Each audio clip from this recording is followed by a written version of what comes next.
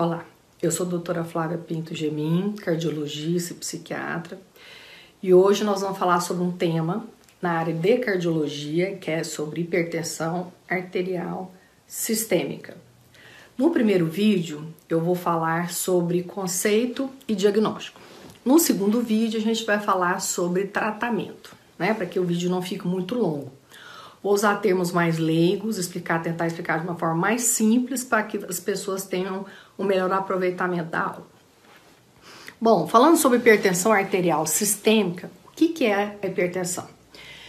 No caso, ela é uma condição clínica, né, multifatorial, então ela várias causas, né, que causam um aumento da pressão arterial sistêmica, né, e além desse aumento, mantém-se os níveis da pressão arterial de forma elevada. No momento do diagnóstico ou depois com o avançar da doença, pode ocorrer lesões em órgãos-alvos, como o coração, nos rins e nos vasos sanguíneos, por exemplo. Quando você faz o diagnóstico, essas lesões estruturais e funcionais já podem existir, ou quando você vai acompanhando, né, depois de um certo tempo, o paciente pode vir a desenvolver essas alterações. Principalmente no Brasil e na sociedade europeia, você considera uma pressão arterial normal aquela que é menor do que 130 por 80 milímetros de mercúrio, que seria 13 por 8. A sociedade americana esse valor já é um valor ainda menor, eles são mais rígidos, seria 12 por 8 ou 120 por 80. Por que falar da hipertensão arterial sistêmica? Por quê? Porque ela é um dos maiores fatores de risco como causador das doenças cardiovasculares. Infarto, o derrame, que é o nosso AVC, né, o AVC conhecido mais como derrame, aneurisma dissecante de aorta. Então, as doenças cardiovasculares são praticamente as doenças que mais causam mortes no mundo, que causam mais atendimentos a nível de pronto-socorro no mundo todo. E a hipertensão arterial é um dos principais fatores que vão causar essas alterações ou doenças cardiovasculares.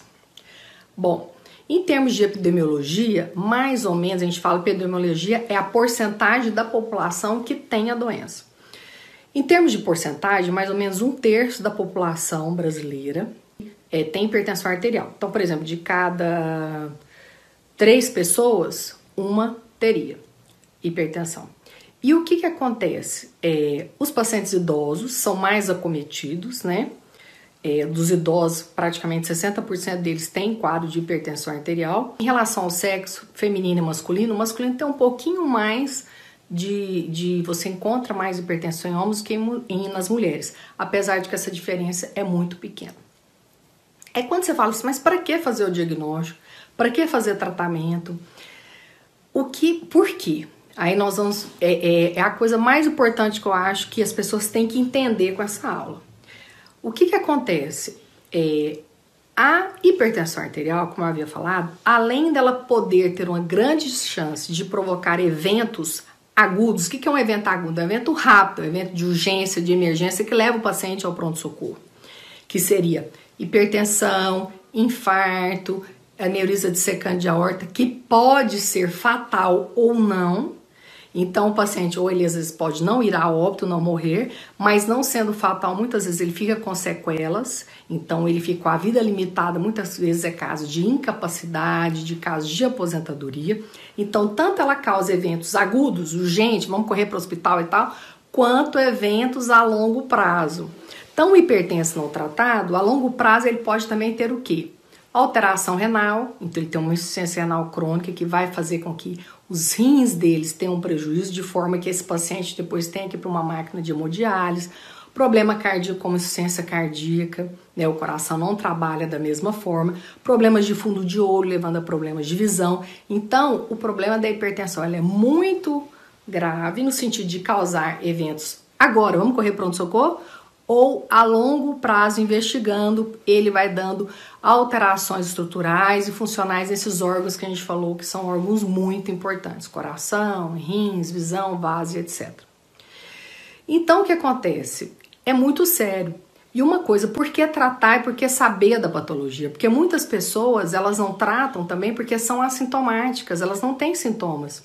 Mas você não ter sintomas da doença não significa que ela não está presente e não está causando os danos em você. Então, o que acontece? Quando o paciente sente mal-estar, às vezes tem tontura, zumbido no ouvido, alguma tontura, ou desmaio, alguma alteração maior, um formigamento, ele se atenta que tem hipertensão, para mim ele já sabe o diagnóstico e acha que eu acho que eu tenho que tratar porque eu sinto mal. Mas mesmo quando o paciente é assintomático, o que é assintomático? O paciente não sente nada, é aquele paciente que já é hipertenso, eles até já sabe, e ele vai medir, tá 16, 17, 18, altíssima pressão, mas ele não sente nada. Mas ela ainda assim continua fazendo mal para o paciente, ele sentindo ou não sentindo. E por que falar de hipertensão? Que é muito sério. Isso acontece com alta incidência, alta prevalência, estatística muito alta, levando essas complicações que eu falei. E mais importante ainda, as pessoas que estatisticamente sabem que tem a doença são 63%. Então você pega 100%, desses 100% que tem a doença, 63% sabem que tem a doença. Então de cada 10 pacientes, 6 sabem que tem doença. Desse grupo, só metade trata. 50% que resolvem fazer o tratamento. E dos que tratam ou começam o tratamento, quando você faz o acompanhamento em 1, 2 anos, apenas 20% realmente estão fazendo controle. Indo no médico, ajustando dose de medicação. Então é muito sério. Então tem que se fazer o tratamento. E falando do diagnóstico, que é outra coisa. O tratamento a gente vai falar na próxima aula. Então é uma doença grave que tem que ser tratada pelos problemas de emergência e urgência e problemas futuros. E outra coisa, o diagnóstico tem que ser também muito bem feito. O diagnóstico, você tem que aferir a pressão mais de uma vez, momentos diferentes desse paciente. Você tem que saber aferir a pressão, a forma de colocar o aparelho de pressão, a altura, o paciente tem que estar em repouso pelo menos 30 minutos, não pode ter ingerido café, uma série de coisas, detalhes que vão influenciar no valor dessa hipertensão. Fora o que? A questão da hipertensão secundária é de 5 a 10%, mas uma hipertensão que tem uma causa específica. Eu tenho uma alteração nos rins, um tumor renal, um problema de tireoide que está levando à hipertensão. Então, são secundárias, porque ela vem em segundo lugar a um problema primário. Então, aí eu trato o problema da tireoide, a pressão provavelmente vai normalizar. Então, são pequenos detalhes que a gente tem que fazer. Então, é importante essa questão do conceito, um diagnóstico bem feito para que a pessoa não fique tratando sem precisar, ou a grande maioria fique sem tratamento porque não se tem um diagnóstico de forma correta.